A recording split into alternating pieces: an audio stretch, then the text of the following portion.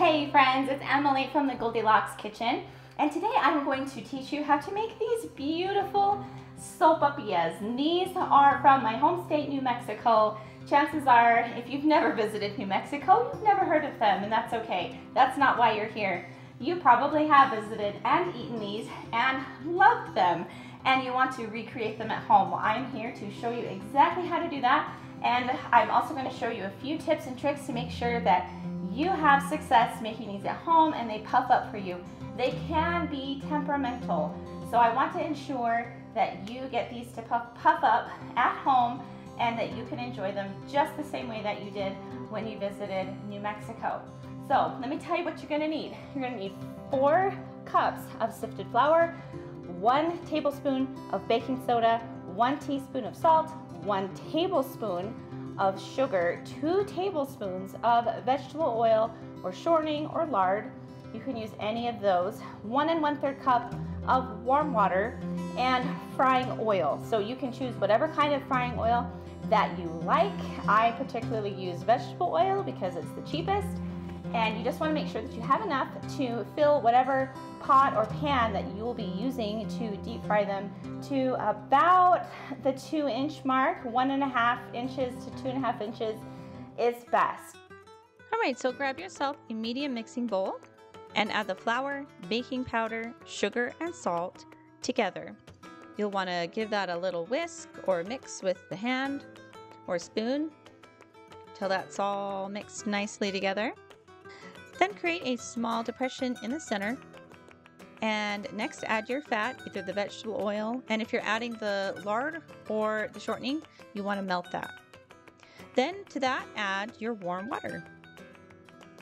Now I like to use a spoon, you can use your hand, but you want to stir this together till it just comes together and it's easy to begin to knead. Now you want to knead this dough for about 5 minutes, and I usually do it by hand, but you definitely can use a stand mixer. That's totally fine. And if you do use a stand mixer, I would only knead it for probably a couple of minutes, maybe 3 at the most, just until you get to this nice somewhat smooth consistency. It's not completely smooth compared to other doughs, but it's smooth enough. That's just what sopapilla dough looks like. Alright, so now you're going to divide it up just to make it easier to handle. You can cut it in half or in 4s, it doesn't really matter. And you need to rest this dough for about 20 minutes. Though I like to put it in a plastic bag just to make sure it stays moist and doesn't dry out. You can cover it with plastic wrap, whatever you prefer. Alright, so once that dough has rested for about 20 minutes, it'll be just a scooch stickier than it was when it went in to the rest, and that is okay. I don't usually need to add flour. You can if you feel like you need to. It's just a scooch sticky, but it's not going to stick to your hands, and you can peel it up off your counter without making a mess. So you're going to go ahead and just pat it down gently with your fingers and start rolling it out. See, it's a nice and smooth. It's definitely smoother than when we first kneaded the dough together. So each time I roll it out, I'll peel it up and turn the dough just a little bit. Doesn't matter, counterclockwise, clockwise, whatever you prefer. And as you roll it out, it's important to roll it to the proper thickness. So, and there's a reason why I pull it up each time, I promise. So as you roll this dough out, you want to keep it from sticking too much to the surface, and then you need to roll it to just the right thickness, and that is 1/8 of an inch, people. Don't go any thinner than that, because you put it in too thin to the hot oil and you'll have a very tasty cracker. Yeah, I don't think you want that. So you want a nice puffy sopapilla, and the key to that is making sure the dough is not too thin. So please use a pizza cutter if you have one. Don't use your knife to cut these pieces of dough.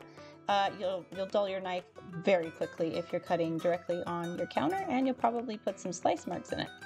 Okay, so pull that dough up very gently, just as you saw me doing there. So now when the oil is hot, you're going to go ahead and pull up a piece of that dough, slide it in the same orientation as when you picked it up. I mean, the top stays the top and the bottom stays the bottom.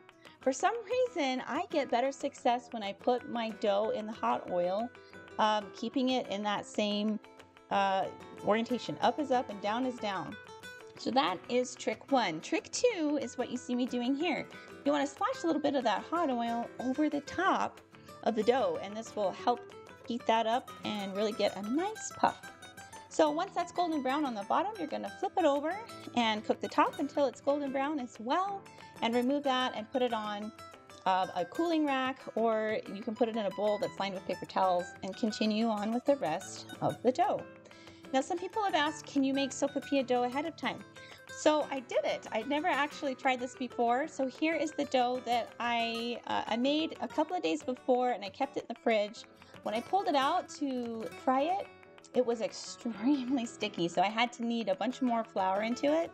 And when I rolled it out, I had to let it, rest again. And then when I put it in the oil, that's what it looks like. So it did puff up, but honestly, it looks more like a scone or a beignet than a sopapilla. It still tasted fine. So if you really want to make your dough ahead of time, that is what you can expect. So, and of course, the funnest thing about making sopapillas is just watching them puff up. So I had to add a little bit, just a few seconds of really cool B-roll in here of watching how cool it is to see this dough puff up in the hot oil. So enjoy.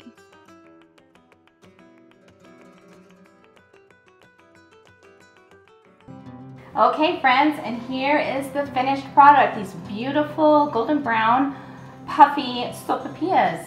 Now, the way that we eat them in New Mexico, you can eat them however you want, but we usually tear off a corner and then fill the inside with honey.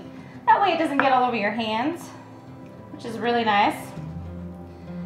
Just like so. You can also stuff these with beans or a meat filling. Make sure you smother it in red or green hatch chili sauce if you do that. They are spectacular. All right, here's the taste.